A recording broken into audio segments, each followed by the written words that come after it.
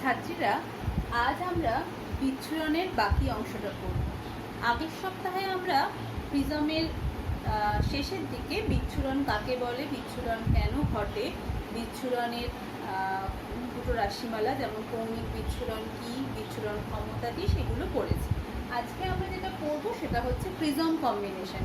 Prism combination অর্থাৎ আমরা জানি প্রিজমে আলোকরশ্মি পড়লে কোনো যৌগিক আলোক পড়লে আলোকরশ্মি বিচ্ছুরিত হয়, অর্থাৎ উপাদান বর্ণগুলোতে আলোক বিচ্ছিন্ন হয়ে যায়, বিস্পৃষ্ট হয়, ফলে তাকে আমরা বিচ্ছুরণ বলি। এবং এই বিচ্ছুরণের কারণটা কি আমরা দেখেছি যে লাল আলোর বেগ বেশি, বেগুনি আলোর বেগ কম, এগুলো আমরা সব আগের সপ্তাহে পড়ে এসেছি। এবং এখানে আমরা দেখেছি যে আলোক রশ্মির বিচ্ছুরণে যে বর্ণালী তৈরি হয় সেটা একটা প্যাটার্নে তৈরি হয়, অর্থাৎ সব থেকে ওপরে থাকে লাল এবং সব থেকে বেশি থাকে বেগুনি। কারণ আমরা জেনেছি যে লাল আলোর প্রতিসারাঙ্ক সব থেকে কম, বেগুনি বর্ণের প্রতিসারাঙ্ক সব থেকে বেশি, যে কারণে এরকম আলাদা আলাদা বর্ণে তারা বিশ্লিষ্ট হচ্ছে। এবারে আমরা দেখলাম যে প্রিজমে যখন আলোকরশ্মি করে বিচ্ছুরণ ঘটছে, তাহলে এরকম একটা কম্বিনেশন আর একটা প্রিজমকে নিয়ে এই বিচ্ছুরণ ব্যাপারটাকে যদি প্রথম প্রিজমের বিচ্ছুরণ ব্যাপারটাকে যদি প্রশমিত করা যায়, তাহলে কি ঘটনা ঘটতে পারে? একটা প্রথম ঘটনা যেটা ঘটতে পারে যে বিচ্ছুরিত রশ্মিগুলো আবার দ্বিতীয় প্রিজম দ্বারা মিলিত হয়ে সাদা বর্ণ তৈরি করতে পারে। এবং সেক্ষেত্রে কী হবে? সেক্ষেত্রে যে রশ্মিটা নির্গত হবে দ্বিতীয় প্রিজম দিয়ে, সেটা সঙ্গে প্রথম রশ্মির একটা ডিফারেন্স থাকবে, অর্থাৎ পথে একই পথে তারা যাবে, তাদের একটা ডেভিয়েশন থাকবে। আবার দ্বিতীয় ক্ষেত্রে কী হতে পারে? দ্বিতীয় ক্ষেত্রে প্রথম রশ্মির আপতনের সঙ্গে আপতনে বিশ্লিষ্ট তো হবে প্রথম প্রিজমে, দ্বিতীয় প্রিজমে রশ্মিগুলো আবার উল্টো দিকে ঠিক গিয়ে তারা কিন্তু দ্বিতীয় তল থেকে যখন বেরোবে তখন তারা ডিসপারশন করাবে, অর্থাৎ বিচ্ছুরণ ঘটবে। কিন্তু এদের যে গড় বর্ণ হবে, অর্থাৎ হলুদ বর্ণ, লাল আর বেগুনি বর্ণের গড় বর্ণকে আমরা হলুদ বর্ণ বলি, এই হলুদ বর্ণের সঙ্গে আপতিত রশ্মির কোনো ডেভিয়েশন ঘটবে না। তার মানে আমরা প্রথম যে কম্বিনেশনটার কথা উল্লেখ করব সেটা হবে অ্যাক্রোম্যাটিক কম্বিনেশন, অর্থাৎ আবর্ণ সমবায়। আর দ্বিতীয় এখানে আমরা কি দেখব যে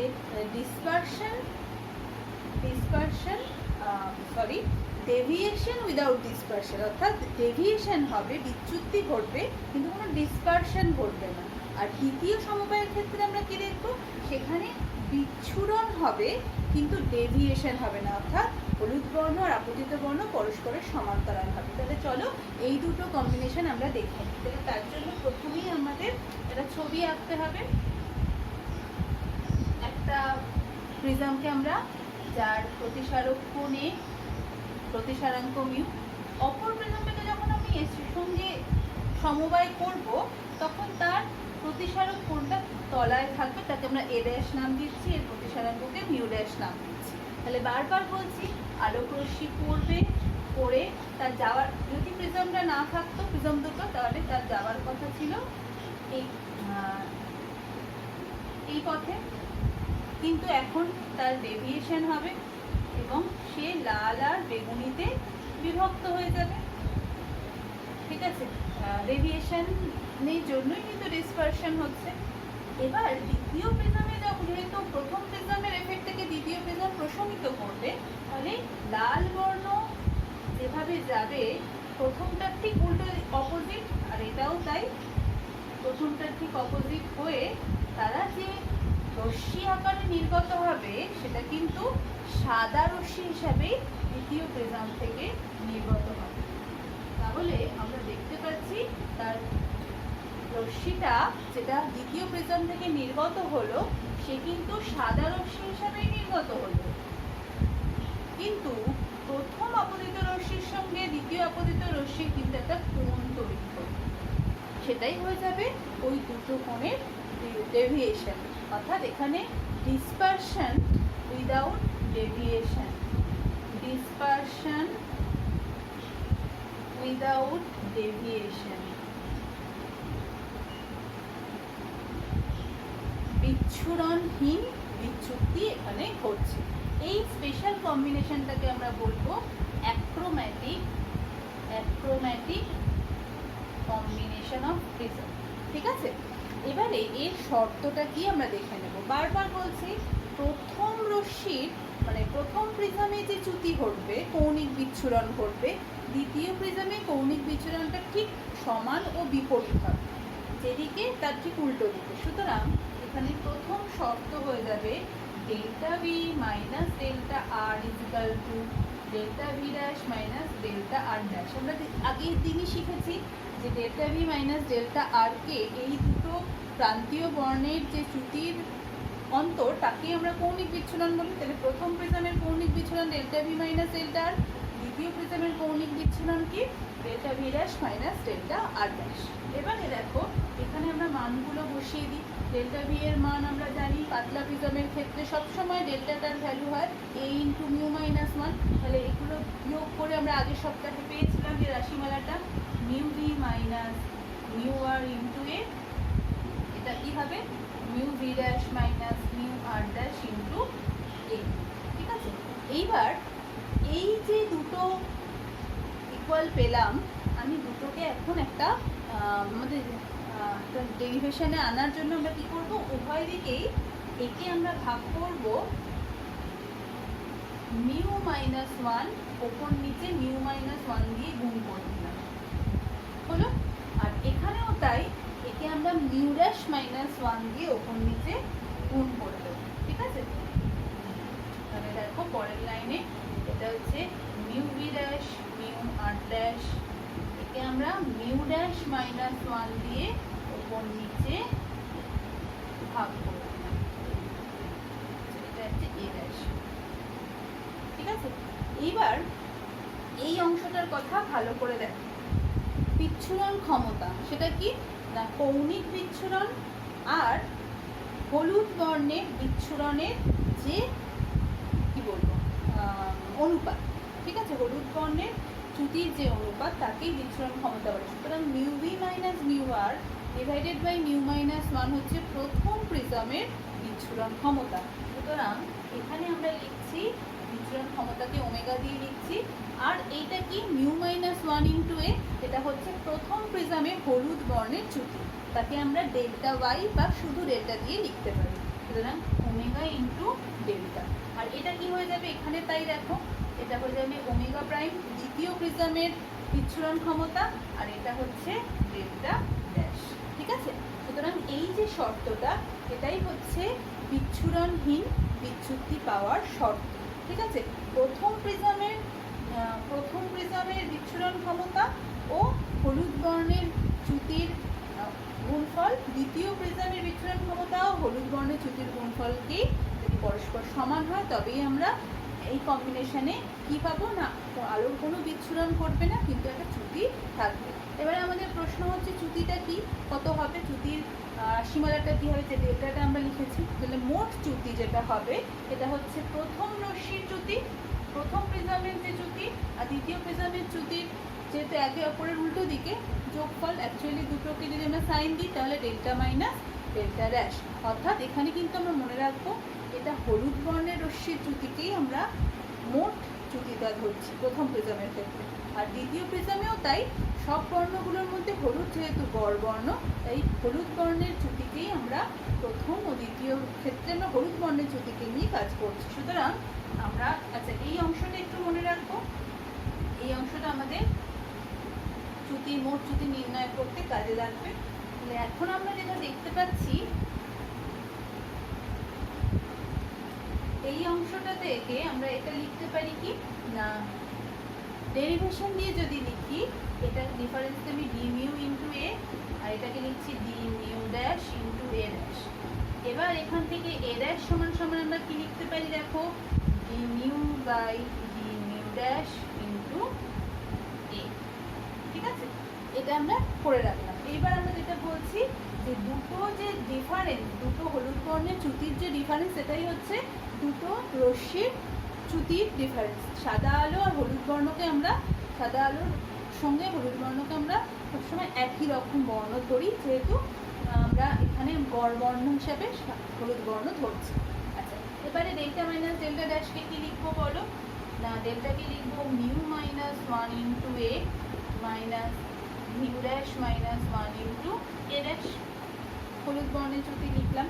এবার এই এ ড্যাশের পরিবর্তে আমরা এই অংশটা বসাবো, তাহলে কি পাওয়া যায়, mu minus one into a minus mu dash minus one into a ড্যাশের পরিবর্তে আমরা লিখলাম d mu dash into a, অর্থাৎ আমরা এই অংশটা বসিয়ে দিলাম। এবার এই দুটোর মধ্যে কমন ফ্যাক্টর কি? মিউ মাইনাস ওয়ান ইন্টু এ যদি কমন নিয়ে নিই এখান থেকে এটা ওয়ান হয়ে যাবে, কিন্তু এখানে মিউ মাইনাস ওয়ান নেই, তাহলে এটা ডিভাইড হয়ে যাবে। তাহলে পরের লাইন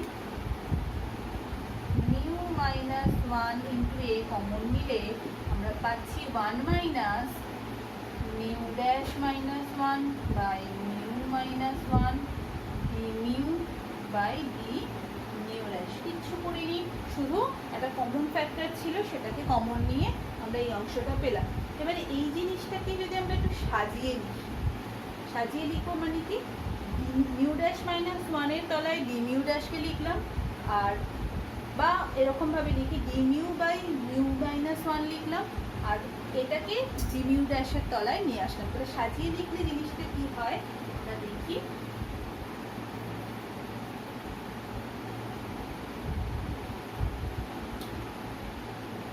আমরা এখানে লাস্টে পেয়েছি mu minus one into a, এখানে ওয়ান আছে, এটাকে আমরা সাজিয়ে লিখছি mu d mu by mu minus one, আর এখানে লিখছি d mu dash by mu dash minus one. তাহলে দেখো এই অংশটা আবার আমরা বলছি যে d mu by mu minus ওয়ানকে আমরা লিখতে পারি বিচ্ছুরণ ক্ষমতা প্রথম প্রিজমের, আর এটাকে লেখা যায় দ্বিতীয় প্রিজমের বিচ্ছুরণ ক্ষমতা, আর এটা হচ্ছে প্রথম প্রিজমের হলুদ বর্ণের চ্যুতি। তাহলে আলটিমেটলি আমরা যেটা ডেরিভেশনটা পেলাম এটা হচ্ছে delta one minus omega by omega dash. তাহলে এটাই হয়ে যাচ্ছে আমাদের মোট চ্যুতির রাশিমালা। এটা কোন ক্ষেত্রে? এটা হচ্ছে বিচ্ছুরণহীন বিচ্যুতির ক্ষেত্রে, অর্থাৎ যখন আলোকরশ্মি থেকে আলো বেরোবে কিন্তু কোনো বিচ্ছুরণ ঘটবে না, শুধু একটা ডেভিয়েশন ঘটবে, তখন তার সেই মোট চ্যুতির রাশিমালাটা কি এটা আমাদের মনে রাখতে হতে পারে, এখান থেকে অঙ্ক করতে হতে পারে, ঠিক আছে? সুতরাং এটা পেলাম। এবার নেক্সট যেটা আমরা বারবার উল্লেখ করছিলাম কি না, যদি আমরা বিচ্ছুরণ পাবো কিন্তু কোনো চ্যুতি পাবো না, সেই কম্বিনেশনে কি ঘটনা ঘটে আমরা দেখি। তাহলে এখানে আমরা প্রিজম কম্বিনেশনটা আরেকবার আঁকতে হবে আমাদের।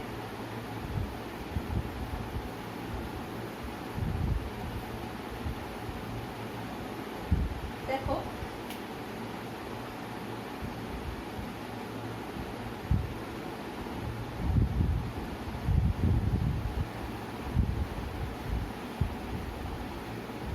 ঠিক আগের মতন দুটো প্রিজমের কোণ, প্রতিসারক কোণগুলো একে অপরের উল্টো দিকে।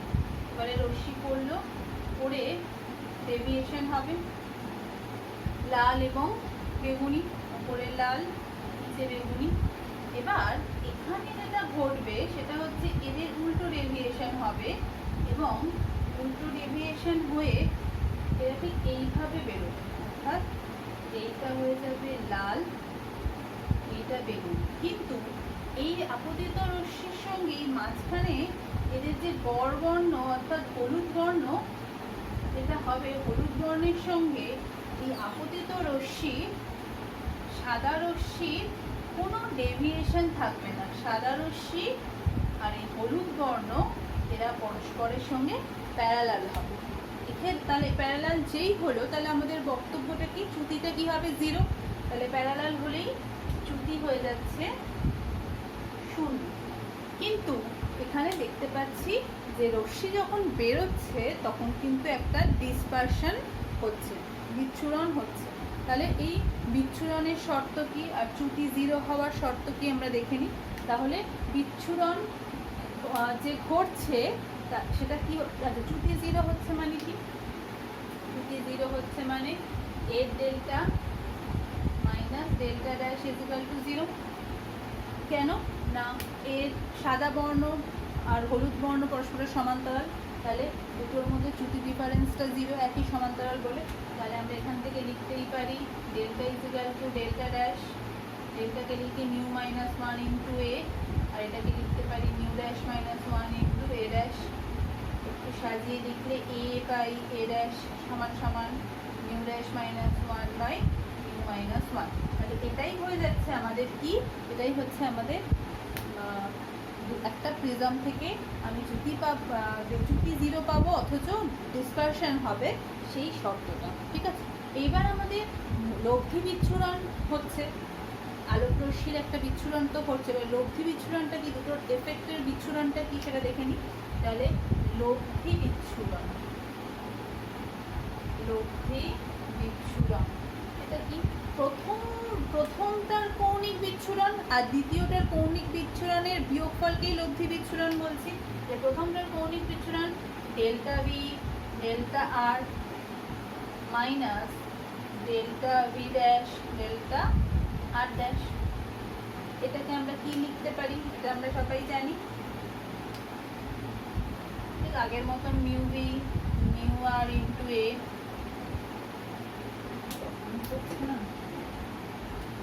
আর এটা হয়ে যাচ্ছে mu v dash mu r dash into a dash. এইটাকে কি লেখা যায়, ডি মিউ ইন্টু এ, এটাকে লেখা যায় D mu dash a dash, তাই তো।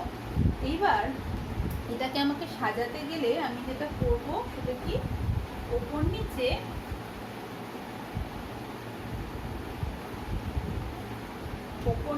আমরা কি করতে পারি, যেটা মুছে দিয়েছিলাম mu v minus mu r into এ।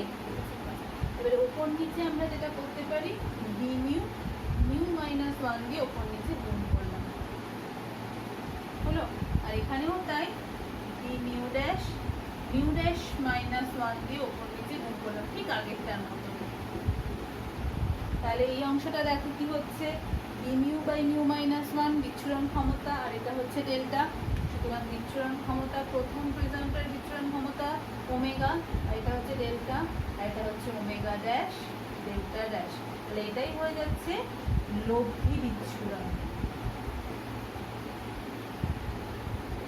তাই লব্ধি বিচ্ছুরণের রাশিমালা। তাহলে এই দুটো কম্বিনেশন খুব পরীক্ষায় যদি আসলে কিভাবে আমরা লিখবো না, আমরা ছবিতে এঁকে এইভাবে ডেরিভেশন করে শর্ত জানতে চাইলে শর্তটাকে বলো কি হবে, তখন আমরা এই অংশটায় করব।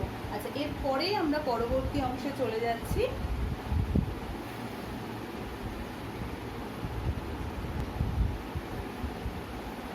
এখন আমরা শুদ্ধ বর্ণালী করব। শুদ্ধ বর্ণালী কি না, যখন আলোক রশ্মি প্রিজম দ্বারা বিচ্ছুরিত হয়ে তার যে উপাদান বর্ণগুলো, সেই উপাদান বর্ণগুলো যদি পরপর একটা ক্রম মেনে, যেমন আমরা জানি ভিবজিও বেনিয়া সহকলা, সেই ক্রম মেনে সবাই নির্দিষ্ট জায়গায় পরে একটা পরপর একটা পটি তৈরি করে, একটা ব্যান্ড তৈরি করে, যে ব্যান্ডে তারা প্রত্যেকে আলাদা আলাদা জায়গা দখল করে থাকবে এবং স্পষ্টভাবে থাকবে, তাকে আমরা শুদ্ধ বর্ণালী বলব।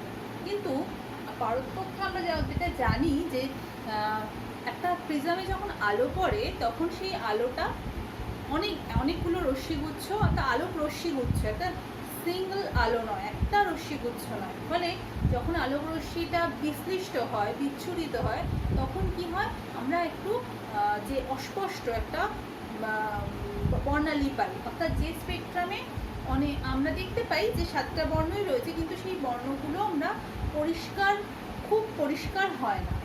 সেখানে আমরা সেই যে বর্ণালী একটার উপর আর একটা পড়ার জন্য তাদের এফেক্টটা, তাদের ব্রাইটনেসটা একটু অন্য হয়ে যায়, একটু হেজি হয়ে যায়, তাকে আমরা অশুদ্ধ বর্ণালী বলি। তাহলে এই যে শুদ্ধ বর্ণালী গঠন করার একটা কিছু নিয়ম আছে, সেটাই আমি বোর্ডে এঁকে রেখেছি। যে শুদ্ধ বর্ণালী পেতে গেলে প্রত্যেকটা বর্ণ আলাদা আলাদা জায়গায় থাকবে, এবং একটা বর্ণ শেষ হবে, রেড শেষ হবে, তারপরেই হয়ে যাবে ভিবজিওর, অরেঞ্জ শুরু হবে, এইভাবে ভায়োলেটের ঠিক আগেই ব্লু থাকবে। তার মানে প্রত্যেকটা বর্ণকে আমরা স্পষ্টভাবে দেখতে পাবো। তাহলে এই ধরনের বর্ণালী গঠনের কিছু শর্ত আছে, সেই শর্তগুলো কি কি আমরা আসবো। তার আগে আমরা দেখে নিই যে এই যে পদ্ধতিতে শুদ্ধ বর্ণালী গঠন করা হয়েছিল, সেটাকে বলা হয় ফ্রানহোফার পদ্ধতি। তাহলে সেই পদ্ধতিতে, ফ্রানহোফার পদ্ধতিতে কিভাবে শুদ্ধ বর্ণালী গঠন হয়েছিল আমরা দেখি। তাই প্রথমেই আমরা একটা রেখা ছিদ্র দেখতে পাচ্ছি, যে রেখা ছিদ্রটা হচ্ছে খুব সরু একটা ছিদ্র, যেখান থেকে আলোক রশ্মি ওই ছিদ্র দিয়ে নির্গত হচ্ছে, এবং সেই নির্গত রশ্মিটা একটা অবর্ণক লেন্স। অবর্ণক লেন্স কি? অবর্ণক লেন্স যে লেন্সটা একটা উত্তল লেন্স আর একটা সমতল দর্পণের কম্বিনেশন, কি অবর্ণক লেন্স বলে। তাহলে একটা রেখাছিদ্র, সেই রেখাছিদ্র থেকে খুব একটা মাত্র আলোকরশ্মি বেরোচ্ছে আমরা ধরে নেব, কিন্তু মানে সেটা আসলে সম্ভব নয়, কিন্তু তবুও এতটাই সরু করা হয় যাতে যে রশ্মিটা নির্গত হচ্ছে সেটা সূক্ষ্ম রশ্মি। সেই রশ্মিটা কোথায় পড়লো? অবর্ণক লেন্সে পড়লো, যেটা আসলে একটা সমতল দর্পণ ও একটা প্রিজম, একটা লেন্সের উত্তল লেন্সের কম্বিনেশন। আমরা লেন্সের পরেই পড়বো। আচ্ছা, এরপর আমরা একটা প্রিজমের প্রধান ছেদ দেখতে পাচ্ছি। এই প্রিজমটাকে কিন্তু আমরা যেমন তেমন ভাবে বসালে হবে না। সেটাকে কিভাবে বসাতে হবে? এই প্রিজমের যে ধারটা থাকবে সেই ধারের সঙ্গে এই যে রেখাছিদ্র, সেই রেখাছিদ্রটা পরস্পর সমান্তরাল হবে। এখানে আমরা যখন শর্তগুলো পরপর উল্লেখ করব, সেখানে এটা একটা মানে মোস্ট কি বলবো ইম্পর্টেন্ট শর্ত, কন্ডিশন, যে রেখাছিদ্র আর প্রিজমের ধার সেটাকে কিন্তু পরস্পর সমান্তরাল হতে হবে। আচ্ছা, নেক্সট কি না, এরপরে আরেকটা অবর্ণক লেন্স আছে এবং তারপরে পর্দা আছে, স্ক্রিন আছে। তাহলে এখানে কি ঘটনা ফ্রানোভার কিভাবে বললেন, ব্যাখ্যা করেছিলেন উনি? একটা রেখাছিদ্র থেকে খুব সূক্ষ্ম একটা আলোক রশ্মি বেরোচ্ছে, সেটা অবর্ণক লেন্সে গিয়ে পড়ে সমান্তরাল তৈরি হচ্ছে। এবারে যেহেতু আমরা ক্লাস 10-এ তোমরা খানিকটা লেন্স পড়েছো, সেখানে আমরা দেখেছি যে যখন কোনো রশ্মি একটা উৎস থেকে আগত রশ্মি, এটা দেখেই বুঝতে পারছি কি অপসারী রশ্মি একটা বিন্দু থেকে তৈরি হয়ে ছড়িয়ে পড়ছে, তারা যখন সমান্তরাল হয় তাকে আমরা অভিসারী লেন্স বলি। অর্থাৎ অভিসারী লেন্স, বা ওই যে আমরা কি বলবো পরস্পর সমান্তরাল হয়ে যায়, প্রধান অক্ষের সমান্তরাল। সুতরাং এখানেও তাই অপসারী রশ্মিটা সমান্তরাল হচ্ছে, এবং এটার শর্তই হচ্ছে ওই বিন্দুটাকে, ওই আলোক উৎসটাকে কোথায় থাকতে হবে? ওই লেন্সের ফোকাস বিন্দুতে থাকতে হবে। তার মানে ফোকাসে অবস্থিত কোনো রেখাছিদ্র কার ফোকাসে? না, ওই অবর্ণক লেন্সের ফোকাসে ওই রেখাছিদ্রটা অবস্থিত হবে, এবং সেখান থেকে নির্গত আলোক রশ্মি কীরকমভাবে যখন বেরোবে লেন্স থেকে তখন পরস্পর সমান্তরাল হবে। এবং এটা কিন্তু অবশ্যই ওই আলোক রশ্মিটা কীরকম? যৌগিক আলো, যার মধ্যে অনেকগুলো আলো রয়েছে, তবেই তো আমরা বিচ্ছুরণটা পাবো। আচ্ছা, নেক্সট হচ্ছে এই যে প্রিজমটাকে রেখেছি, সেই প্রিজমটাকে কিন্তু হলুদ বর্ণ, 7টা যে বর্ণ তার মধ্যে হলুদ বর্ণের ন্যূনতম চ্যুতির অবস্থানে রাখতে হবে। এবং সেটা কেন আমরা পরে আসছি। হলুদ বর্ণের ন্যূনতম চ্যুতির অবস্থানে রাখা হয়েছে, এবং এটাও দেখতে হবে এর ধার আর রেখাছিদ্র পরস্পর সমান্তরাল থাকে, তাহলে আলোক রশ্মি পড়ে কীভাবে বিচ্ছুরিত হবে? দুটো রে পড়েছে, তাহলে দুবার বিচ্ছুরণ ঘটবে। এই রেটার জন্য রেড ভায়োলেটের স্প্লিট হয়ে যাবে, এই রেটার জন্য রেড ভায়োলেটের স্প্লিট হয়ে গেল। এবারে ওই স্প্লিটিং রেগুলো, ওই লাল এবং বেগুনি রশ্মিগুলো আবার একটা অবর্ণক লেন্সে গিয়ে পড়লো। যেই অবর্ণক লেন্সে গিয়ে পড়লো, তারা কি করবে? তারা তাদের ওই রশ্মিগুলোকে, যেহেতু সবাই সমান্তরাল, কেন সমান্তরাল ভালো করে যদি আমরা বুঝি, এই যে রশ্মিটা বেরোলো একই প্রিজম, একটাই নির্দিষ্ট প্রিজম, তাহলে লাল আলোর এই রশ্মিতে, এই প্রিজমে লাল আলোর যে চ্যুতি ঘটবে, এখানে এই রশ্মির জন্য একই চ্যুতি ঘটবে। ফলে যেভাবে এই রশ্মিটা বাঁকবে, এই রশ্মিটাও কিন্তু সেই একইভাবে বাঁকবে। একইভাবে বেগুনি যেভাবে বাঁকবে, এখানেও বেগুনি ঠিক একইভাবে বাঁকবে। সুতরাং পরস্পর লালগুলো, পরস্পর বেগুনিগুলো এবং তাদের মাঝে যে বর্ণগুলো আছে তারা প্রত্যেকে একে অপরের সঙ্গে সমান্তরাল হবে। আর এখানে পড়ে সমান্তরাল রশ্মিগুলো পড়ে সবাই কি হবে? একটা নির্দিষ্ট বিন্দুতে মিলিত হবে। তাহলে লাল আর লাল সমান্তরাল, তাই লাল আর লাল দেখো মিলিত হচ্ছে। আবার বেগুনি বেগুনি সমান্তরাল, বেগুনি বেগুনি মিলিত হচ্ছে। আর লাল আর বেগুনির মাঝে আর যে 5টা রং আছে তারাও কিন্তু পরস্পর সমান্তরাল হয়ে যেহেতু প্রিজম থেকে বেরোচ্ছে, ওই অবর্ণক লেন্সের সাহায্যে তারা ফোকাসিত হয়ে তারা কোথায়? স্ক্রিনে তৈরি হবে। তাহলে বোঝাই যাচ্ছে স্ক্রিনটাকে কোথায় রাখতে হবে? ওই অবর্ণক লেন্সের ফোকাস বিন্দুতে রাখতে হবে। ঠিক আছে, তাহলে আমাদের শর্তগুলো আমরা গুছিয়ে নিই, এবং আমরা যে এখানে যেগুলো পাবো রেড, ভায়োলেট, এবং তার মাঝখানে আমরা জানি Indigo, blue, green, yellow, orange, red, আমরা এই রঙগুলো তৈরি হতে দেখবো, এবং প্রত্যেকটা রং স্পষ্ট, কারোর উপর কেউ মিশে নেই, এবং এটাকে আমরা শুদ্ধ বর্ণালী বলবো। তাহলে এই শুদ্ধ বর্ণালী গঠন করার জন্য শর্ত কি? প্রথম শর্ত হচ্ছে এই যে যে রেখাছিদ্রটা রয়েছে সেটা রেখাছিদ্রটা খুবই সূক্ষ্ম হতে হবে, খুবই সরু হতে হবে আর সূক্ষ্ম হতে হবে। 2 নম্বর হচ্ছে আমরা এই যে অবর্ণক লেন্স নিয়েছি, এই অবর্ণক লেন্সকে রেখাছিদ্রের ফোকাস দৈর্ঘ্যে রাখতে হবে। তার মানে এটা হচ্ছে F1, তার মানে এটা অর্থাৎ রেখাছিদ্রকে ওই প্রথম অবর্ণক লেন্সের ফোকাস বিন্দুতে রাখতে হবে। 3 নম্বর কি? ওই প্রিজমকে হলুদ বর্ণের ন্যূনতম চ্যুতিতে রাখতে হবে। এবারে প্রশ্ন হলো কেন? তখনই তুমি ন্যূনতম চ্যুতি অবস্থানে রাখবে। এবং আমরা কি জানি, লাল, বেগুনি এই যে বর্ণগুলো, এই যে বর্ণালীগুলো তো অনেকটা জায়গা জুড়ে তৈরি হয় না, তারা খুব কাছাকাছি থাকে, কিন্তু বর্ণগুলোকে আলাদা আমরা বুঝতে পারি। তবে তাদের মধ্যে কৌণিক যে ডিফারেন্স সেটা ভীষণ কম। তাহলে ন্যূনতম হলুদ বর্ণ আমরা জানি গড় বর্ণ। তাহলে যখন হলুদ বর্ণে আমরা রাখবো প্রিজমকে, বাকি যে বর্ণগুলো রয়েছে লাল এবং বেগুনি সহ, তাদের কি হবে, তাদেরও যে কৌণিক চ্যুতিটা ঘটবে সেটা সেই হলুদ বর্ণের খুব কাছাকাছি হবে। তাহলে যখনই কৌণিক চ্যুতিটা হলুদ বর্ণের কাছাকাছি হচ্ছে, তখন কি ঘটবে, তারা সবাই খুব কাছাকাছি একটা জায়গায় একসঙ্গে ফোকাসিত হতে পারবে। একই সঙ্গে ফোকাসিত হয়ে তারা স্ক্রিনে কিন্তু বর্ণালী গঠন করতে পারবে। তার মানে যদি আমি ন্যূনতম চ্যুতি অবস্থানে না রাখি, তাহলে হয়তো একটা স্ক্রিন থেকে বেরিয়ে গেল আর একটা স্ক্রিন থেকে বেরিয়ে যেতে পারে। তাদেরকে একসঙ্গে স্ক্রিনে ফেলার জন্য, ফোকাসিত করার জন্য আমাকে কিন্তু হলুদ বর্ণের ন্যূনতম চ্যুতি অবস্থানে রাখতে হবে। ঠিক আছে? আচ্ছা, 4 নম্বর কি? যে রশ্মিগুলো বেরোচ্ছে সেই রশ্মিগুলোকে আরেকটা অবর্ণক লেন্সে ফেলতে হবে। আর 5 নম্বর হচ্ছে কি?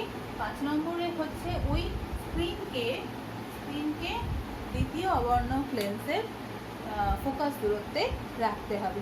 আর কি আরেকটা আমরা আচ্ছা, আরেকটা যেটা বলেছিলাম, প্রিজমের প্রতিসারক ধারটা রেখাছিদ্রের সঙ্গে পরস্পর সমান্তরাল হবে। ঠিক আছে? এগুলোই হচ্ছে শুদ্ধ বর্ণালী গঠনের শর্ত। এগুলো পরীক্ষায় আসতেই পারে। আচ্ছা, এরপর আমরা যেটা পড়বো রামধনুর কথা আমরা ক্লাস 7-এ শিখেছিলাম।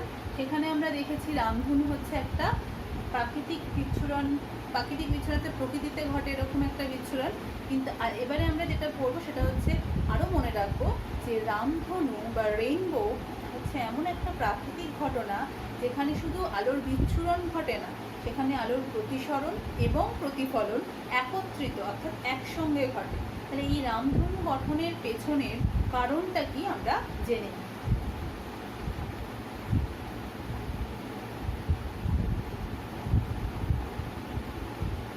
আমরা সবাই জানি যে বর্ষাকালে যখন বৃষ্টি হয় এবং বৃষ্টির পর বিশেষ করে বৃষ্টি হয়ে গেছে, অনেকটা জোরালো বৃষ্টি হয়ে গেছে, তখনই কিন্তু আমরা রামধনু দেখতে পাই আকাশে। এবং রামধনুটা কেমন একটা বৃত্তচাপের মতন দেখতে হয়, আমরা সবাই দেখেওছি।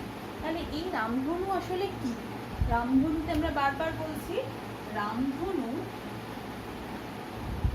সেখানে কিন্তু আলোর প্রতিসরণ, প্রতিফলন আর বিচ্ছুরণ এই 3টে ঘটনা একত্রিতভাবে হচ্ছে, একসঙ্গে হচ্ছে। এই ঘটনাটা ঘটছে, ধরো আমরা জানি যে এই যে বললাম বৃষ্টির পর বাতাসে প্রচুর জলীয় বাষ্প থাকে। তাহলে সেই জলকণাগুলো, বৃত্তাকার জলকণার ওপর যখন আলোকরশ্মি আপতিত হয়, তখন কি ঘটনা ঘটবে? যখন আলোকরশ্মি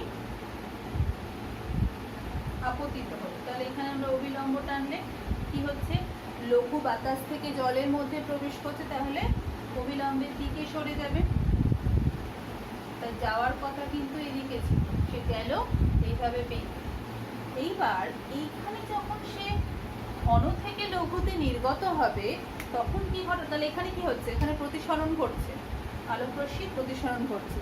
এবার যেটা বললাম যে যখন জলকণা থেকে বাতাসে যখন সে নির্গত হবে, তখন কি হবে না, তখন আমরা জানি, সবসময় মনে রাখবো, জল আর বাতাসের সংকট কোণ মোটামুটি ওই 42 ডিগ্রির কাছাকাছি। তাহলে 42 ডিগ্রি থেকে 42 ডিগ্রি থেকে কী হবে, বেশি কোণে ওখানে পড়বে। ঠিক আছে, তাহলে 42 ডিগ্রি থেকে যেই বেশি কোণে অর্থাৎ সংকট কোণের থেকে বেশি কোণে পড়লো, তাহলে কী ঘটনা ঘটবে, আভ্যন্তরীণ পূর্ণ প্রতিফলন। তাহলে আভ্যন্তরীণ পূর্ণ প্রতিফলন ঘটে সে এইভাবে পূর্ণ প্রতিফলন ঘটালো, তাহলে তার এইভাবে বেঁকে গেল। তাহলে এই রশ্মিটা দেখো এখন এবারে ও এখানে এই তল থেকে বেরোবে, এই তল থেকে এখানে যদি আমরা অভিলম্ব টানি, যদি অভিলম্ব এরকমভাবে টানি, তাহলে কী হবে, যখন ঘন থেকে লঘুতে বেরোবে তাহলে অভিলম্ব থেকে দূরে সরে যাবে এবং দূরে সরে গিয়ে সে তার ডিসপারশন করবে। ঠিক আছে, এবং এইখানে এই আপতিত রশ্মি আর নির্গমন রশ্মি দুটোর মধ্যে একটা বৃত্তচাপ কিন্তু তৈরি হচ্ছে এবং এখানে এটা রেড, এটা ভায়োলেট। ঠিক আছে, তাহলে দেখো এইখানে যখন আমরা ছবিটা পাচ্ছি, তাহলে এই যে রশ্মিটা, এবারে প্রশ্ন হচ্ছে আন্টি যখন ঘন থেকে লঘুতে বেরোবে তখন কি ঘটনা ঘটবে, তখন এই যে কোণটা অর্থাৎ রেড যেটাতে বেরোবে সেটা হচ্ছে মোটামুটি 42 ডিগ্রিতে বেরোবে, আর 2 নম্বর 42 ডিগ্রি কোণ করে বেরোবে, আর এখানে যেটা বেরোবে সেটা মোটামুটি 40.8 ডিগ্রির মতন কোণ করে বেরোবে বেগুনি আলোটা। এবং এদের দুটো এই রশ্মি এই যে হলো এদের যে একটা পথ, এই পথটা আসলে কি হচ্ছে, এটা একটা কোণ করে বেরোচ্ছে, এই যে একটা ত্রিভুজ আকৃতির করে বেরোচ্ছে এবং তার যে সামনের যে অংশটা সেটা একটা বৃত্তচাপ। ফলে আমরা এই যে স্প্লিটিংগুলো ভায়োলেট আর রেডের যে স্প্লিটিংটা হলো সেটা আমরা বৃত্তচাপ আকারে, রামধনু আকারে দেখব। বোঝা গেল? এবারে এখানে আমরা কি দেখলাম, একবার প্রতিফলন ঘটেছে, কিন্তু যদি এরকম একাধিকবার প্রতিফলন ঘটতো, অর্থাৎ আলোকরশ্মি কোনো জলকণাতে এসে পড়লো, যেটা আমি এইভাবে আঁকছি, জলকণাতে ধরে এসে পড়লো,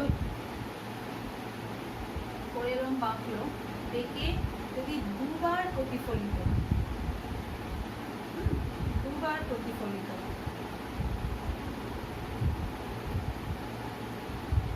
আলোকরশ্মি যদি ছোট হয়ে গেছে বড্ড, আলোকরশ্মি যদি দুবার প্রতিফলিত হয়, তার মানে আভ্যন্তরীণ পূর্ণ প্রতিফলন দুবার করছে।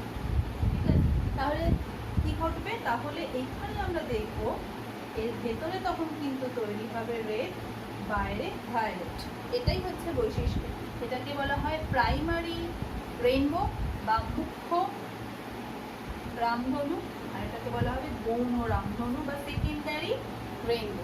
তার মানে কি, তার মানে হচ্ছে যখন একের বেশি জলকণার মধ্যে একের বেশি প্রতিফলন ঘটবে, আভ্যন্তরীণ পূর্ণ প্রতিফলন ঘটবে, তখন কিন্তু এই রেইনবোটা তৈরি হবে। এবং সেখানে এই যে রেইনবোর যে প্যাটার্নটা, অর্থাৎ একদম ওপরে আমরা দেখতে পেলাম লাল, তারপরে কমতে কমতে একদম ভেতরে থাকে ভায়োলেট, এর প্যাটার্নটা ঠিক উল্টো, ভেতরে থাকবে লাল আর বাইরে থাকবে ভায়োলেট।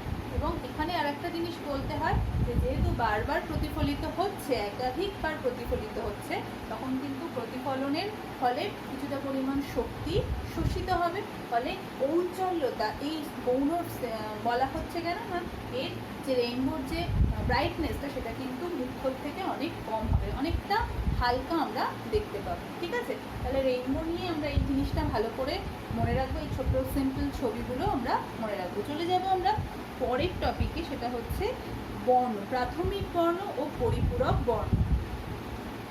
আমরা যারা আঁকা শিখি তারা কিন্তু এই জিনিসটা বেশ খানিকটা আমাদের জানি, তাই না, যে প্রাথমিক বর্ণ কি, প্রাইমারি কালার, কমপ্লিমেন্টারি কালার, পরিপূরক বর্ণ।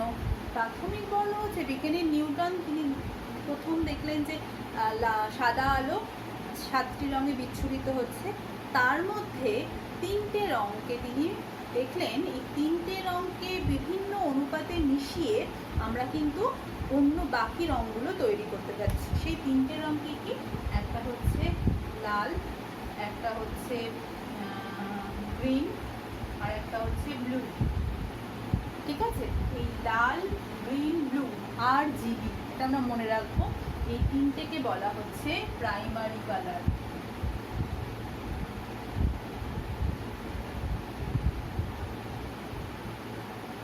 ঠিক আছে। আর একটা কি, আর প্রাইমারি কালার, আর একটা হচ্ছে কমপ্লিমেন্টারি কালার।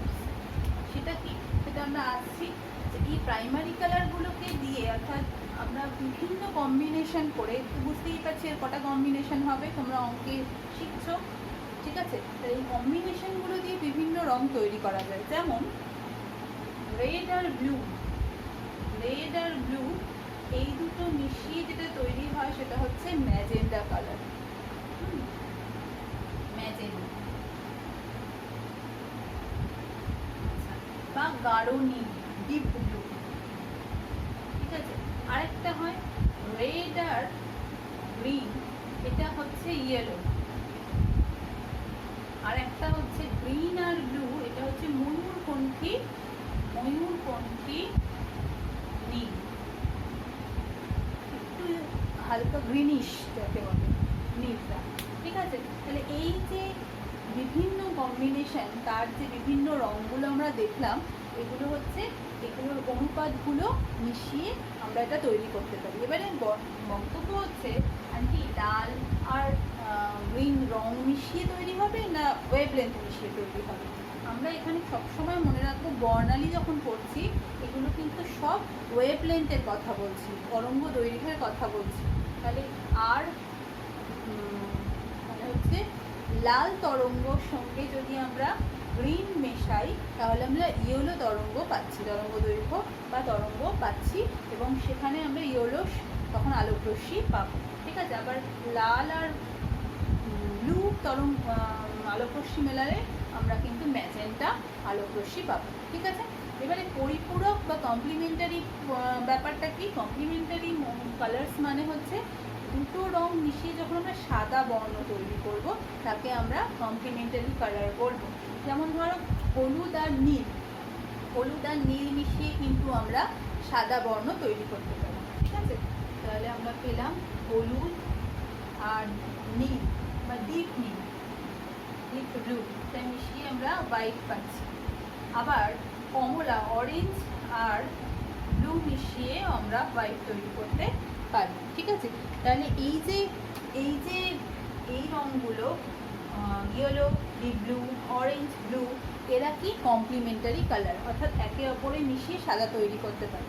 এবারে আমরা একটা যদি ছবি আঁকি, যে ছবিটা কিন্তু সহজেই বলে দেবে যে কোন দুটো কালার মেলালে কোন দুটো কালার একে অপরের সঙ্গে কমপ্লিমেন্টারি, ঠিক আছে। তাহলে এইগুলো হচ্ছে কমপ্লিমেন্টারি।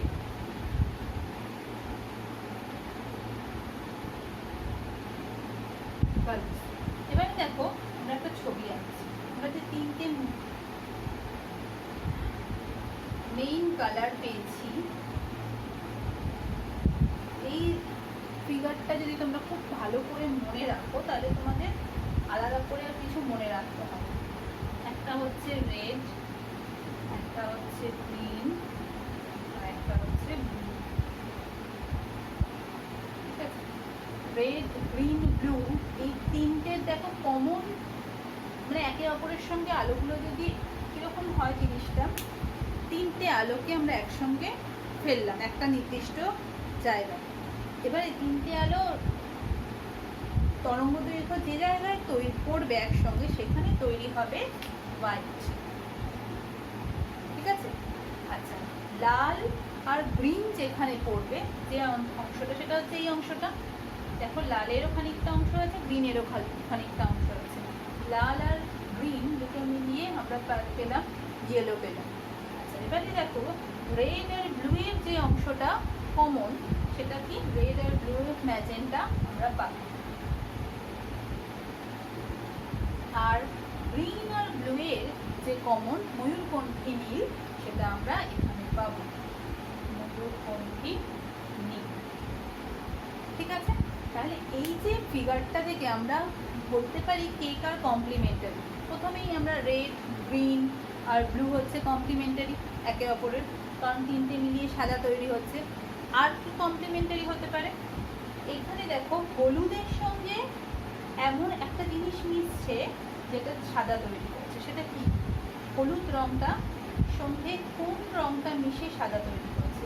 এই যে ময়ূরকণ্ঠী নীলের একটা অংশ মিশছে, ময়ূরকণ্ঠী নীলের এই যে পার্টটা দেখতে পাচ্ছি তার খানিকটা অংশ হলুদের সঙ্গে মিশে কিন্তু কি তৈরি হচ্ছে, হোয়াইট তৈরি হচ্ছে। তাহলে এখান থেকে আমরা পেলাম ইয়েলো প্লাস ময়ূরকণ্ঠী নীল, এই দুটো মিলিয়েও কিন্তু হোয়াইট তৈরি হচ্ছে। তাহলে এরাও কিন্তু কমপ্লিমেন্টারি কালার, বোঝা গেল। আবার এইখানে দেখো ম্যাজেন্টার সঙ্গে কিন্তু আরেকটা জিনিস তৈরি মিলছে, সেটা কি, ম্যাজেন্টা সঙ্গে হোয়াইট তৈরি করতে গেলে এই অংশটায় গ্রিন আসছে, তাই না? দেখো গ্রিনের এই পার্টটা তো গ্রিন, হোয়াইটটা বাদ দিলাম, গ্রিনের খানিকটা অংশ, তাহলে ম্যাজেন্টা আর গ্রিন এই দুটোও কিন্তু হোয়াইট তৈরি করছে। আর লাস্ট ইয়েলোর সঙ্গে কোন পার্টটা আসছে, ইয়েলোর সঙ্গে কিন্তু ওটা তো করে ফেলেছে। আচ্ছা এবারে এখানে হচ্ছে ইয়েলোর সঙ্গে ম্যাজেন্টা মিশিয়ে পড়লো, তার মানে এগুলো সবই হচ্ছে কমপ্লিমেন্টারি। আর ময়ূরকণ্ঠী নীলের সঙ্গে কোন অংশটা আসছে, ওই যে ইয়েলো, বোঝা গেল। সুতরাং আমরা এই ছবিটা ভালো করে যদি দেখি তাহলে কিন্তু আমরা সহজেই বলে দিতে পারবো যে কোন কোন দুটো কমপ্লিমেন্টারি কালার। ঠিক আছে, তাহলে সবুজ আর ম্যাজেন্টা হলো হলুদ, আর লাল বর্ণ হলো হলুদ, আর যে নীল আর হলুদ হলো ময়ূরকণ্ঠী নীল, আর ময়ূরকণ্ঠী নীলের সঙ্গে লাল মিশি, ময়ূরকণ্ঠী নীল আর রেড, এই যে ময়ূরকণ্ঠী নীলের সঙ্গে এই যে পার্টটা সেটা কার, সেটা হচ্ছে রেড। আর আরেকটা হচ্ছে হলুদের সঙ্গে হলুদ, এই দুটো মিশিয়ে যে হলুদ হলো তার সঙ্গে ব্লু, সেটা কিন্তু হলুদ আর ব্লু মিশিয়ে হয়ে গেল হোয়াইট। ঠিক আছে, হলুদ আর ব্লু মিশিয়ে আমরা হোয়াইট করি।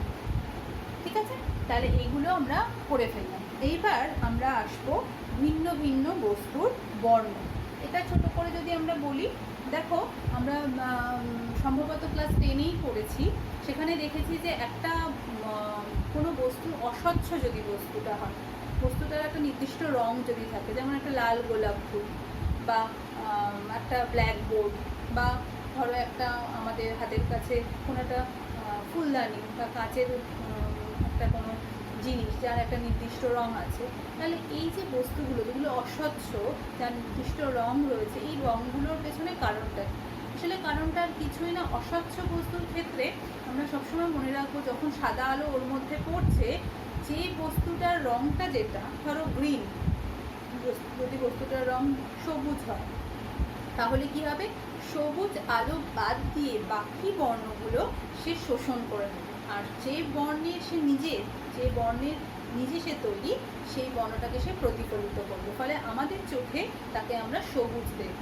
ঠিক আছে, যেমন ধরো লাল গোলাপ, লাল কেন দেখছি গোলাপকে, বা পিঙ্ক কেন দেখছি গোলাপটাকে, বা হলুদ বর্ণের কেন দেখছি গোলাপটাকে, না যদি তার উপর সূর্যের সাদা আলো পড়ছে, হলুদ বাদ দিয়ে বাকি রঙগুলো ওই ফুলটা শোষণ করে নিচ্ছে, ফলে আমি গোলাপটাকে হলুদ দেখছি। বা লাল গোলাপের ক্ষেত্রে লাল বাদ দিয়ে বাকি রঙগুলো শোষিত হচ্ছে এবং লাল রঙটা প্রতিফলিত হয়ে আমাদের চোখে আসছে, সে কারণে আমরা গোলাপটাকে লাল গোলাপ দেখছি। তাহলে এক্ষেত্রে আমরা মনে রাখবো অস্বচ্ছ বস্তুর বর্ণ বলতে যে বর্ণটা সে প্রতিফলিত করে, আর বাকি যে বর্ণ সাদার মধ্যে সেগুলো কিন্তু সব সে অ্যাবজর্ব করছে বা শোষণ করছে। ঠিক একইভাবে স্বচ্ছ বস্তু মানে যার মধ্যে দিয়ে আলো যেতে পারে। একটা খুব সুন্দর আকাশি রঙের আমরা একটা ইয়াররিংস পরেছি, তখন তোমার বন্ধু দেখে প্রশংসা করলো, বা তুই তো খুব সুন্দর একটা ইয়াররিংস পরেছিস যেটার রং আকাশি। তাহলে অ্যাকচুয়ালি সেটা কি হচ্ছে, সে আকাশি রঙটাকে সাদা আলো যখন তার ইয়াররিংসে পড়ছে, কানের তুলে পড়ছে, তখন কিন্তু তার মধ্যে থেকে আকাশি রঙটাই শুধু যাচ্ছে, বাকি রঙগুলো সে কিন্তু শোষণ করে নিচ্ছে, যে কারণে তাকে আমরা সেই কানের দুলটাকে আকাশি দেখছি। বা যে কোনো একটা লাল রঙের, আমাদের হাতে একটা দামি পাথর পড়ে রয়েছে, সেখান থেকে লাল রং চোখে আসছে, মানে তার মধ্যে দিয়ে লাল রং কিন্তু বেরোতে পারছে, বাকি রঙগুলো কিন্তু সেখান থেকে বেরোতে পারছে। ঠিক আছে, ঠিক একইভাবে আমরা যখন এটা আমি খানিকটা ওই তোমরা ক্লাস 10-এই পড়েছো, আসলে আলোর বিক্ষেপণ এর সঙ্গে, অর্থাৎ যখন কোনো উৎস আলো নির্গত করবে তখন তার বর্ণটা কি হবে সেটা কিন্তু সেটাও আমরা এই বিক্ষেপণের সাহায্যে বলতে পারি। যেমন ধরো একটা মোমবাতির আলো মোটামুটি হলুদ, ঠিক আছে, আবার যখন তুমি স্টোভে আগুন জ্বলতে দেখেছো, সেইখানে স্টোভের আলোটা একটু নীলাভ হচ্ছে, তার মানে কি যে কোনো উৎসের যে আলো, যে আলোটা নির্গত করছে তার মধ্যে যে ওয়েভলেন্থগুলো রয়েছে সেগুলোই আমাদের চোখে এসে পড়ছে। তার সেইগুলো যত বেশি থাকবে, সেগুলো যে নির্গত হচ্ছে আলোর রশ্মিটা, সেগুলো যত বেশি থাকবে যে রঙটা, সেই রঙেরই কিন্তু আমরা দেখতে পাবো। আর সব মিশিয়ে যদি আমরা দেখতে পাই তাহলে আমরা তাকে কালারফুল দেখবো। ঠিক আছে, এবারে আমরা সূর্যের কথা যদি বলি, আমরা জানি সব থেকে বড় উৎস হচ্ছে আলোর সূর্য। তাহলে সূর্য যখন উদয় হয় বা অস্ত যায়, তখন আমরা সূর্যকে কিন্তু প্রথমেই লাল দেখি। তাহলে এই লাল রঙের পেছনে কারণটা কি? সূর্য উদয় বা অস্ত যাওয়ার সময় আমরা লাল রঙটা দেখি, কারণ কি? এখানে আমাদের আলোর বিক্ষেপণ কি সেটা জানতে হবে। স্ক্যাটারিং কি? আমরা জানি বায়ুমণ্ডলের প্রচুর ধূলিকণা রয়েছে, ছোটো ছোটো পার্টিকেলস রয়েছে।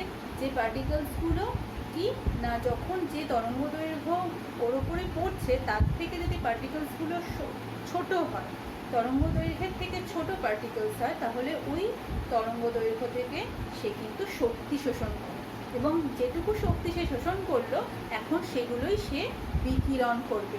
এবং তোমরা খানিকটা এই জিনিসটা 11-এর ওয়েভলেন্থ যখন আমরা পড়ছিলাম, যে ওখানে তরঙ্গের যে বিভিন্ন বিষয়গুলো, তখন কিন্তু আমরা বলেছিলাম শোষক ভালো বিকিরক, মনে পড়ছে? ঠিক সেরকমই আলোকরশ্মি যখন কোনো ধূলিকণার ওপর পড়লো, তাহলে ধূলিকণাগুলি বা পার্টিকেলসগুলোর ওয়েভলেন্থ যদি আপতিত তরঙ্গ দৈর্ঘ্যের থেকে ছোট হয়, তখন ওই ধূলিকণা ওই আপতিত তরঙ্গ থেকে শক্তি শোষণ করে, এবং সেই শক্তিটাই সে পরবর্তীকালে বিকিরণ করে, অর্থাৎ সে নিজে গৌণ উৎস হিসাবে ক্রিয়াশীল হয়। এই যে ঘটনা, অর্থাৎ শোষণ করে আবার বিকিরণ করার এই যে ঘটনা, তাকে আমরা আলোর বিক্ষেপণ বলি। এবং বিজ্ঞানী র্যালে প্রথম এই র্যালের বিক্ষেপণ তিনি দেখেন যে স্ক্যাটারিং ব্যাপারটার ইন্টেন্সিটি কতটা স্ক্যাটারিং হবে, সেটা ওই ওয়েভলেন্থের চতুর্থ ঘাতের ব্যস্তানুপাতে। অর্থাৎ যার ওয়েভলেন্থ বেশি সে কিন্তু কম স্ক্যাটার্ড হবে, যার ওয়েভলেন্থ কম সে বেশি স্ক্যাটার্ড হবে। ফলে আমরা জানি ওয়েভলেন্থের বিষয়ে সবথেকে বেশি ওয়েভলেন্থ হচ্ছে লালের। ফলে লাল রশ্মি যখন সূর্য উদয় বা অস্ত যাচ্ছে, তখন কি হচ্ছে, একদম প্রথমে তখন সব রশ্মি বেরোচ্ছে, সাদা আলো বেরোচ্ছে, কিন্তু তার মধ্যে একমাত্র লাল আলো কম স্ক্যাটার্ড হচ্ছে, আর বাকি আলোগুলো স্ক্যাটার্ড হয়ে চারিদিকে ছড়িয়ে পড়ছে। কিন্তু লাল আলো কম স্ক্যাটার্ড হচ্ছে বলে সে কিন্তু কম বিক্ষেপিত হয়ে আমাদের চোখে এসে পড়ছে, তাই আমরা লাল দেখছি। আবার দিনের বেলায় আমরা আকাশকে কী দেখি? নীল দেখি, নীলাভ দেখি। তার কারণ কি? দিনের বেলায় অনেকটা সময়, সকালবেলার থেকে অনেকটা সময় চলে গেছে, সেখানে কি হচ্ছে, আলো আমরা চারিদিকটা নীলাভ দেখছি। তার কারণ হচ্ছে দিনের বেলাতে লাল এবং নীল যেহেতু বেশি স্ক্যাটার্ড হয়েছে, নীল আলো যার তরঙ্গ দৈর্ঘ্য যেহেতু কম, নীল বা বেগুনি, ফলে কী হচ্ছে, সেগুলো আলো ভেদ করে আমাদের চোখে যখন এসে পৌঁছচ্ছে, আমাদের চোখ কিন্তু বেগুনি আর নীলের থেকে কী হচ্ছে, বেশি বেগুনি, আমাদের নীল আলোতে বেশি সেন্সিটিভ। ফলে আমরা নীল আলোকে দেখতে পাচ্ছি। তার মানে স্ক্যাটার্ড হয়ে যাওয়ার পরে সে বেশি স্ক্যাটার্ড হয়ে চারিদিকে ছড়িয়ে পড়ে আমাদের চোখে কিন্তু চারিদিক থেকে এসে পৌঁছচ্ছে। ঠিক আছে, তাহলে এইভাবে আমরা কোনো উৎসের বর্ণকে ব্যাখ্যা করতে পারি। আচ্ছা, এরপর আমরা যেটা পড়ব সেটা হচ্ছে বিভিন্ন প্রকারের বর্ণালী। সেই অংশটা একটু ছোট করে বলে দিই, তাহলেই আমাদের আজকের টপিকটা শেষ হবে।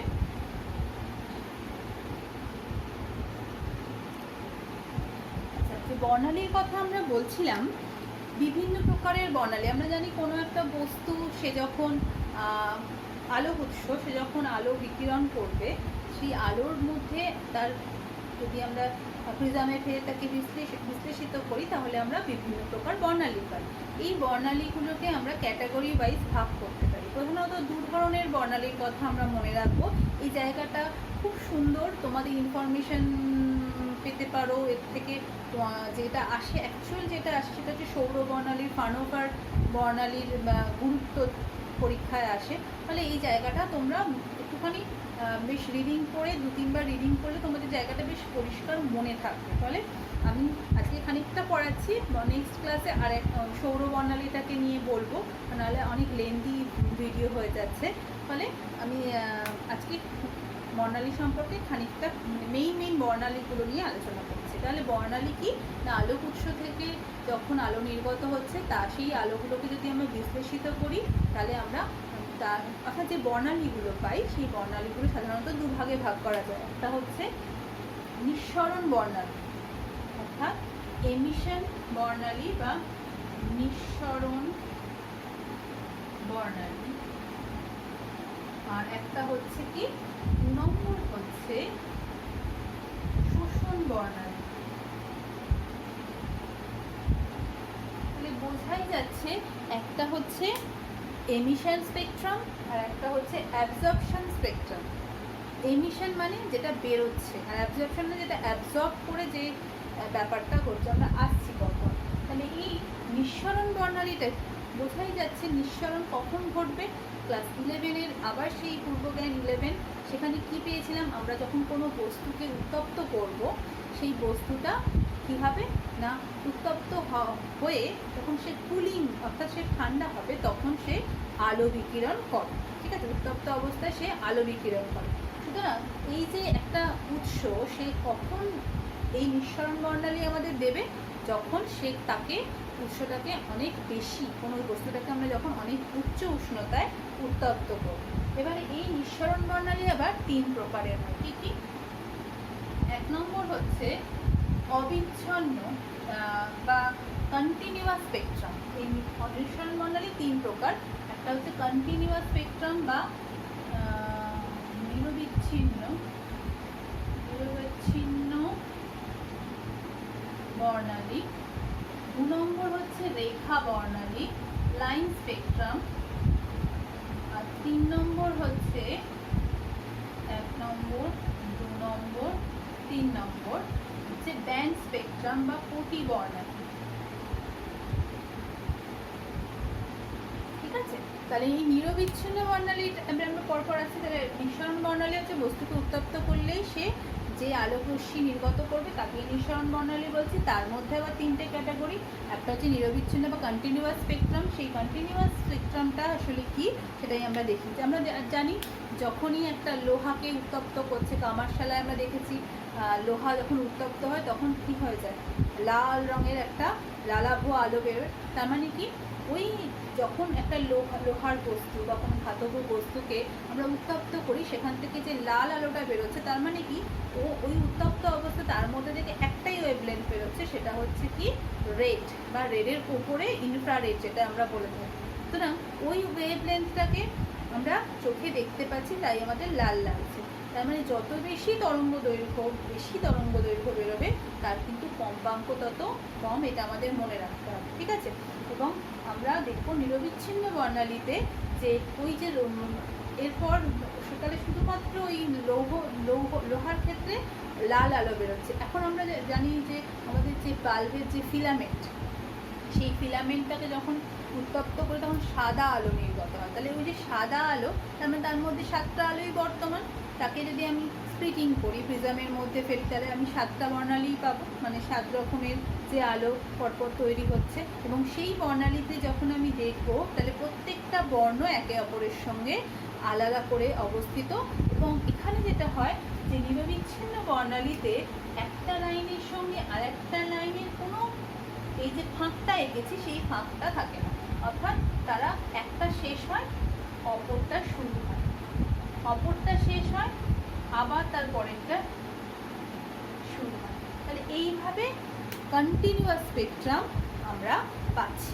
ঠিক আছে, সুতরাং কোনো ফিলামেন্ট বা কোনো উত্তপ্ত কোনো বস্তু, আবার যদি লোহাকেই আমরা আরেকটু বেশি উত্তপ্ত করি, যখন থেকে আমি লাল ওয়েভলেন্থ পাচ্ছি তার থেকেও বেশি উত্তপ্ত করি, তখনও কিন্তু আমরা তাকে আরও মানে হোয়াইট আলো ছড়াতে দেব। এবং তার মধ্যে যে বর্ণালীগুলো সেগুলো সবই কিন্তু নিরবিচ্ছিন্ন বর্ণালী।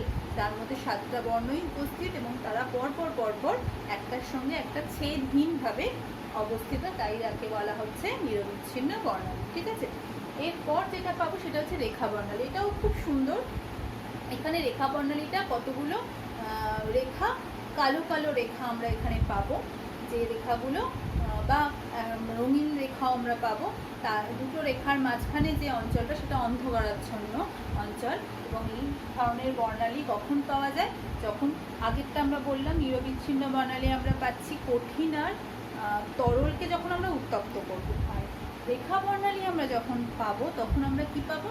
তখন কিন্তু আমরা কোনো গ্যাসীয় পদার্থ সে যখন আণবিক অবস্থায় থাকে, আণবিক না পারমাণবিক অবস্থায় থাকে, গ্যাসীয় পদার্থকে যখন উত্তপ্ত করব অনেক বেশি উষ্ণতায়, তখন কিন্তু সে পারমাণবিক স্টেটে চলে যাবে।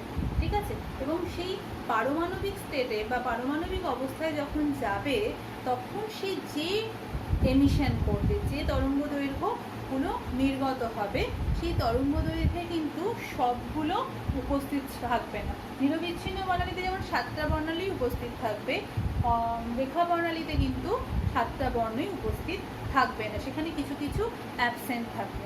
এবং আমরা যে রেখাগুলো পাবো সেগুলো একটা রেখা, এবং সেই রেখাগুলো পরস্পর সমান্তরাল, তাদের মাঝখানে যেটা থাকবে সেটা হচ্ছে ডার্ক রিজিয়ান থাকবে, ডার্ক অঞ্চল, তাদের মাঝখানের কোনো কিছু আমরা দেখতে পাবো না।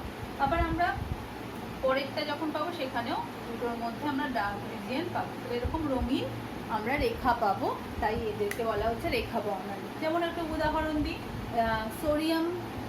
সোডিয়াম আলো বা সোডিয়ামকে যখন পারমাণবিক অবস্থায় আমরা যে বর্ণালী সে নির্গত করবে সোডিয়াম, সেখানে আমরা দুটো হলুদ রেখা পাবো, দুটো ইয়েলো রেখা পাবো, তাদের মাঝখানে আমি ডার্ক রিজিয়ান পাবো। ঠিক আছে? এটা হচ্ছে সোডিয়ামের। আবার হাইড্রোজেনকে নিয়ে যদি এরকম তাকে আণবিক স্তরে পারমাণবিক স্তরে গিয়ে উত্তপ্ত করা হয়, তাহলে আমরা এখানে 3টে রেখা পাবো, একটা লাল, একটা নীল আর দুটো বেগুনি। 3 ধরনের রেখা পাবো, এবং প্রত্যেকটা রেখা একে অপরের সঙ্গে সমান্তরালভাবে উপস্থিত, এবং তাদের মাঝখানে যে রিজিয়ানটা সেটা ডার্ক রিজিয়ান।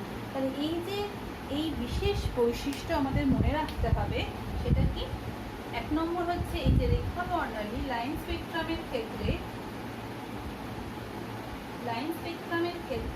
প্রথম হচ্ছে ওই যে বিশেষ রঙিন রেখাগুলো পাচ্ছি, সেই রেখার বৈশিষ্ট্য থেকে আমরা মৌলগুলোর, অর্থাৎ কি মৌল দিয়ে গঠিত, মৌলগুলোর বিষয়ে জানতে পারছি। ঠিক আছে? কোন মৌল দিয়ে গঠিত, মৌলগুলো কি, এই মৌলগুলি বিষয়ে জানতে পারছি। 2 নম্বর হচ্ছে যেহেতু একটা নির্দিষ্ট মৌল থেকে একটা নির্দিষ্ট ধরনের রেখাই বেরোবে, রেখা বর্ণালী পাবো, তাই মৌলগুলো সম্পর্কে আমরা শনাক্ত করতে পারি। 2 নম্বর হচ্ছে মৌলগুলো, ধরো কোনো একটা নক্ষত্র, তার যে স্পেকট্রাম পেলাম সেটাকে যদি আমরা ওই স্পেকট্রোমিটারের সাহায্যে দেখি, অর্থাৎ বর্ণালী বীক্ষণ যন্ত্রের সাহায্যে বিশ্লেষণ করে দেখি, তখন কি দেখবো যে ওর মধ্যে কোন যে রেখাগুলো পাচ্ছি সেই রেখার মধ্যে কোনটা বেশি ব্রাইট, কোনটা কম ব্রাইট। তাহলে সেই ব্রাইটনেস থেকে, সেই ঔজ্জ্বল্যতা থেকে আমরা কিন্তু বুঝতে পারবো ওই নক্ষত্রটার মধ্যে যে মৌলগুলো উপস্থিত সেগুলোর পরিমাণটা কি। তার মানে মৌলগুলোর পরিমাণ সম্পর্কেও আমরা কিন্তু একটা ধারণা এই লাইন স্পেকট্রাম থেকে পেতে পারি। আচ্ছা, প্রথমে নিরবিচ্ছিন্ন মানে যেটা কন্টিনিউয়াস স্পেকট্রামের কথা বলছিলাম, সেখানে যেহেতু এই স্পেকট্রামে সব বর্ণালীগুলো উপস্থিত ভির্চিওর অনুপাতে, ফলে এবং আমরা যে কোনো ধাতুকে যদি উত্তপ্ত করি, যে কোনো লোহা, তামা, রূপো, তারা সবাই কিন্তু ওই নিরবিচ্ছিন্ন বর্ণালী দেবে। এবং তাহলে আমরা কিন্তু এই বর্ণালী থেকে কখনোই বলতে পারবো না ধাতুটা বা রূপো বা ধাতুটা লোহা বা ধাতুটা অন্য কোনো, কিন্তু আমরা যেটা বলতে পারি যে ওই নিরবিচ্ছিন্ন বর্ণালীর ব্রাইটনেস দেখে বা নেচারটা দেখে আমরা কি বলতে পারি, যে পদার্থটাকে উত্তপ্ত করা হয়েছে সেই পদার্থটার উষ্ণতা কত, সেটা কিন্তু আমরা কন্টিনিউয়াস স্পেকট্রাম থেকে জানতে পারি। ঠিক আছে? উষ্ণতা এবং ওই ধাতুটার পৃষ্ঠতলের প্রকৃতি বা উপাদানটা না জানলেও পৃষ্ঠতলের মোটামুটি প্রকৃতিটা কিন্তু খানিকটা আন্দাজ করা যায়, কিন্তু শনাক্ত করা যাবে না যে জিনিসটা কী, সেটা কারণ প্রত্যেকেরই কন্টিনিউয়াস স্পেকট্রামটা একই রকম। তাহলে বোঝা গেল যে কন্টিনিউয়াস স্পেকট্রাম কী, সেটা কীভাবে পেলাম, সেটা থেকে কী কী পাওয়া যায় জানতে পারি। লাইন স্পেকট্রামগুলো আসলে কি এবং তার থেকে কী কী আমরা শনাক্ত করতে পারি। লাস্ট হচ্ছে কোটি বর্ণালী বা ব্যান্ড স্পেকট্রাম। ব্যান্ড স্পেকট্রাম, দেখো ব্যান্ড স্পেকট্রাম ঠিক খানিকটা লাইন স্পেকট্রামের মতন, কিন্তু এখানে আমরা একটা সিঙ্গেল লাইন, ওখানে একটা ব্যান্ড থাকবে, মানে একটা রঙিন ব্যান্ড, তারপরে আর একটা রঙিন ব্যান্ড, এবং তার মাঝখানের যে বর্ণটা, তার মাঝখানের যে অংশটা সেটা থাকবে, মানে কোন প্রেক্ষাপটে থাকবে, ব্যাকগ্রাউন্ডটা কি, ব্যাকগ্রাউন্ডটা হবে ডার্ক বা অন্ধকার অঞ্চল। তার মানে লাইন স্পেকট্রাম আর ব্যান্ড স্পেকট্রাম খানিকটা এক। ব্যান্ড স্পেকট্রাম হচ্ছে একটা ব্যান্ড, একটা মোটা রঙিন অংশ পাবো বর্ণালীর, আর এই ব্যান্ড স্পেকট্রামটা যেন একটা কালো চাদরের ওপর কিছু রঙিন ব্যান্ড বসানো রয়েছে, রঙিন স্ট্র্যাপ রয়েছে, তাকেই আমরা ব্যান্ড স্পেকট্রাম বলছি। এবারে এই ব্যান্ড স্পেকট্রাম আর কিছুই না, ওই যখন কোনো গ্যাসীয় পদার্থকে আমরা উত্তপ্ত করব, সে যখন আণবিক স্তরে থাকবে, বিশেষ করে কোনো যৌগের ক্ষেত্রে, যৌগ গ্যাসীয় পদার্থ, সে যখন আণবিক স্তরে, নাইট্রোজেন, নাইট্রিক অক্সাইড, তারপরে ধরো এখানে অনেকগুলো উদাহরণ তোমাদের বইতে রয়েছে, নাইট্রিক অক্সাইড, তারপরে সায়ানোজেন, ঠিক আছে, বা দ্বিপরমাণু যেগুলো নাইট্রোজেন, অক্সিজেন, এদেরকে যখন আমরা আণবিক স্তরে উত্তপ্ত করব, তারা যে ধরনের এমিট করবে, তারা যে ধরনের বর্ণালী নির্গত করবে, সেটা হবে কী হবে, ব্যান্ড স্পেকট্রাম। এই ব্যান্ড স্পেকট্রাম থেকে আমরা ওই পরমাণুটার বা ওই মৌলটার কি না আণবিক অবস্থা সম্পর্কে জানতে পারি। আর বারবার একটা জিনিস মনে রাখবো যে এই ব্যান্ড স্পেকট্রামের একটা সীমারেখা হয়, অর্থাৎ প্রথমের দিকে যখন আমরা কোনো একটা ভীষণ সুবেদী কোনো যন্ত্রের সাহায্যে দেখব ওই স্পেকট্রামগুলোকে, তখন স্পেকট্রামগুলো কীরকম হয়, প্রথম দিকে স্পেকট্রামগুলো অনেক ব্রাইট, অনেক উজ্জ্বল, এবং একটার সঙ্গে একটার গ্যাপটা কম। যত আমরা পরের দিকে স্পেকট্রামে যাব, তখন দেখব যে ব্যান্ডগুলো, মানে ব্যান্ড তো প্রচুরই রয়েছে, কিন্তু ব্যান্ডগুলো কী হয়, দূরত্বগুলো বাড়তে থাকে এবং খানিকটা ব্রাইটনেসটা কম। এটা কিন্তু যখন মানে কোনো একটা সুবেদী যন্ত্র, বর্ণালী বীক্ষণ যন্ত্রের সাহায্যে আমরা অ্যানালিসিস করি, তখন কিন্তু এই ব্যান্ড স্পেকট্রামে এটা ভাবা যায়। তার মানে আমরা ব্যান্ড আর লাইন স্পেকট্রামকে সহজেই কিন্তু আলাদা করতে পারি, ঠিক আছে। এবার তাহলে রইল শোষণ বর্ণালী। নিঃসরণ বর্ণালী আমাদের পড়া হয়ে গেছে, লাস্ট আমরা শোষণ বর্ণালী করে আজকের টপিকটা শেষ করব। শোষণ বর্ণালী কি, যখন কোনো উত্তপ্ত বস্তু থেকে যে এমিট করবে, যে লাইট এমিট হবে, সেটা যখন কোনো শীতল বস্তুর ওপর ফেলা হয়, তখন কি হবে, ওই তরঙ্গ দৈর্ঘ্য ওই শীতল বস্তু শোষণ করবে, এবং শোষণ করার পর যে লাইটটা শোষিত হওয়ার পর বাকি যে লাইটটা বেরোবে, তার মধ্যে ওই যেগুলো শোষিত হলো, যে তরঙ্গ দৈর্ঘ্যগুলো শোষিত হলো, সেগুলো অ্যাবসেন্ট থাকবে, ফলে সেই অংশটাকে আমরা কালো কালো রেখা হিসেবে দেখতে পাবো। সুতরাং এই শোষণ বর্ণালী দু প্রকার। এক নম্বর হচ্ছে কালো রেখা বর্ণালী, ব্ল্যাক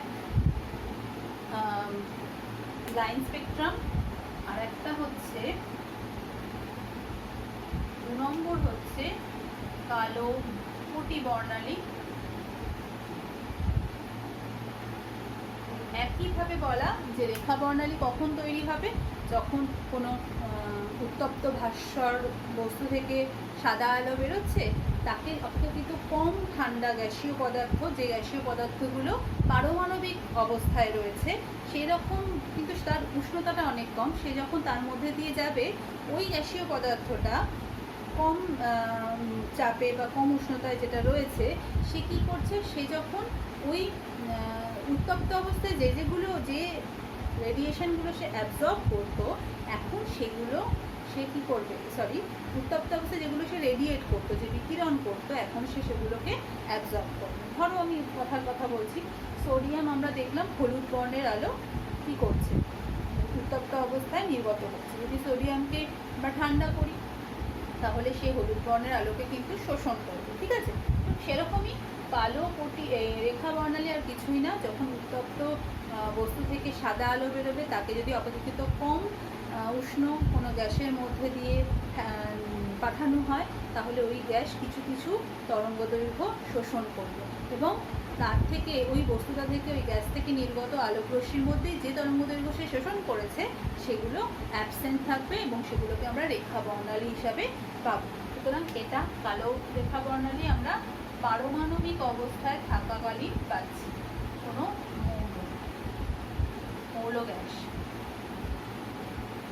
আবার দ্বিপরমাণবিক, এটা এক পরমাণবিকের ক্ষেত্রে বেশি আমরা পাই।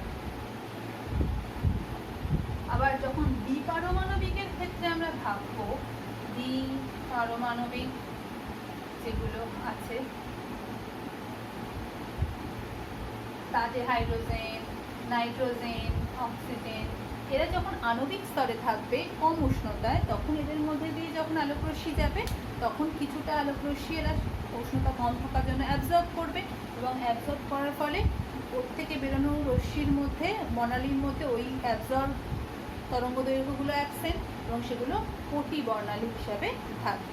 এবং এখান থেকেও বুঝতে পারছি কোটি বর্ণালী এবং রেখা বর্ণালীর নেচার দেখে আমরা ওই দ্বিপারমাণবিক মৌল গ্যাসটার বা পারমাণবিক অবস্থার বৈশিষ্ট্যগুলো পেতে পারি। ঠিক আছে, তাহলে এই স্পেকট্রামগুলো তোমরা একটু রিডিং করবে, স্পেকট্রামের বৈশিষ্ট্যগুলো, তাদের ব্যবহারগুলো আমরা ভালো করে মনে রাখবো। পরের ক্লাসে আমরা সৌর বর্ণালী আর তারপর রামান এফেক্টটা করে এই টপিকটা শেষ হবে। ঠিক আছে, ভালো থেকো।